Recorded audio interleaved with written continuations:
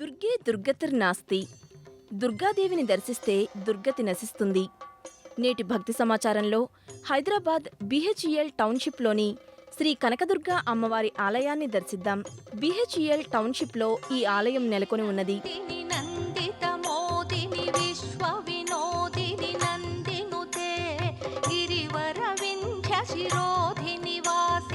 విష్ణు విలాసిని జిష్ణునుతే భగవతి హేషితి కంఠ కుటుంబిని భూరి కుటుంబిని భూరి కృతే జయ జయ హే మహిషాసురమర్దిని రమ్యకపర్దిని శైలసుతే.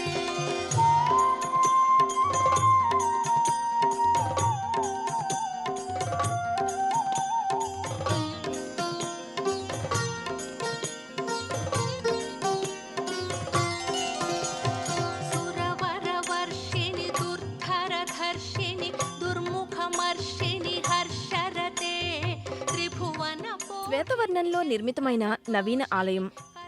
సుందరమైన కట్టడం సందర్శకులను విశేషంగా ఆకర్షిస్తుంది. ఒకప్పుడు ఈ ప్రదేశంలో అమ్మవారి ఫోటోను పెట్టి పూజలు చేస్తుండేవారు.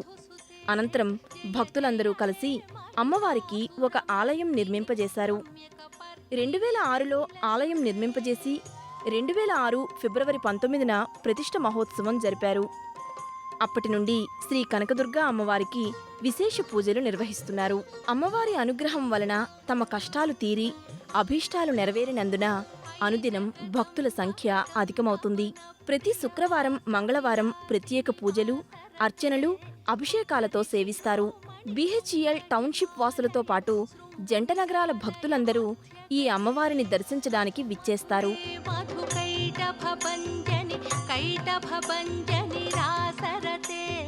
జయ జయ హే మహిషాసురమర్దిని రమ్యకపర్దిని శైలసుతే.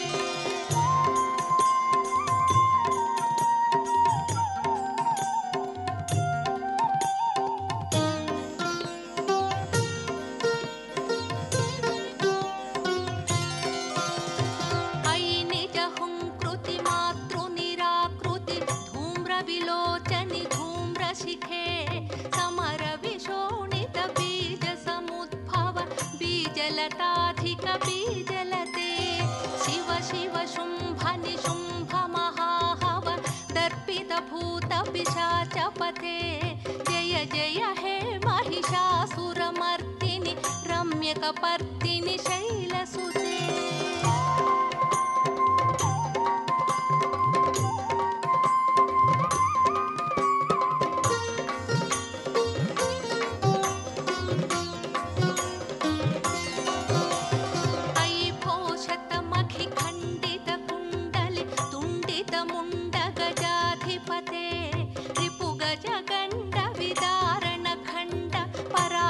శౌండ మృగాధిపతే నిజ భుజ దండ విపాతిత చండ నిపాతిత ముండ భటాధిపతే.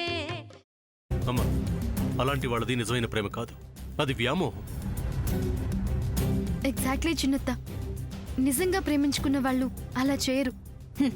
ఎంత మనసు విరిగిపోతే కన్న కూతుర్ని పట్టుకొని మా దృష్టిలో చచ్చిపోయా ఉంటుందా తల్లి? అది సరే అమ్మా, తన కూతురుతో తన మాట అనేటప్పుడు ఆమె మాటల్లో వ్యథ, కళ్ళల్లో బాధ గమనించావమ్మా? పెద్దబాబుకు బర్త్డే విషెస్ చెప్పు కూడా వెళ్ళాం కదా. ఊరికే ఎలా కాలిపోతుంది? మంట పెడితేనో పడితేనో తగలబడుతుంది.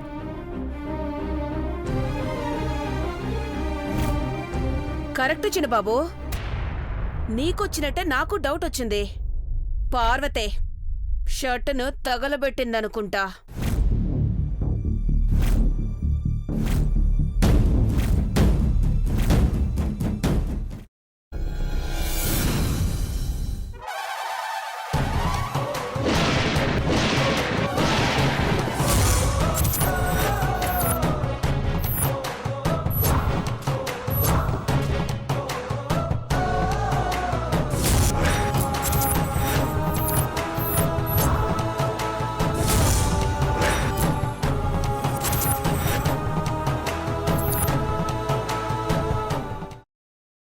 తర్వాత పొట్టు తీసేసి చాప్ చేసి పక్కన పెట్టుకోవాలి.